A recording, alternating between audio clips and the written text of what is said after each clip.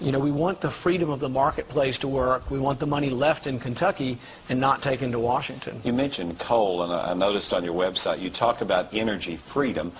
What role would coal play, if any, in your overall energy plan for America? Well, I think huge. I think people out here would find that I'd be a great friend to coal, not because I come to eastern Kentucky to pander to coal, but because I believe business should be left alone from government. I think the permit process needs to be made easier from the federal level and the state level.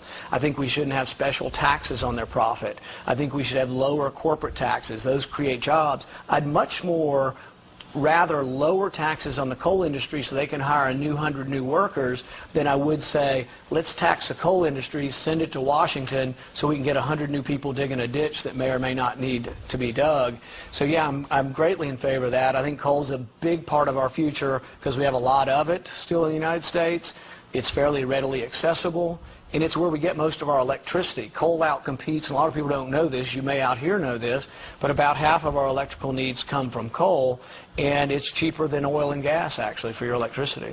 What about mountaintop removal? I think whoever owns the property can do with the property as they wish, and if the coal company buys it from a private property owner and they want to do it, fine. The other thing I think is I think coal gets a bad name because I think a lot of the land apparently is actually quite desirable once it's been flattened out. As I came over here from Harlan, you've got quite a few hills. I don't think anybody's going to be missing a hill or two here and there, and some people like having the flat land. Some of it apparently has become quite valuable when it's become flattened, and I think they do a good job at reclaiming the land and, you know, adding back in topsoil, bringing in elk. So I think they're doing a good job at it. But the bottom line is, it's not just me pandering to coal, it's me believing in private property.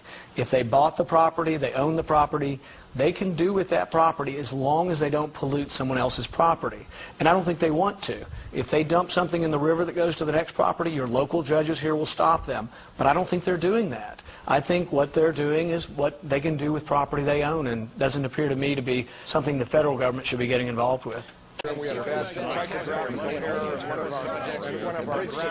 not a crook.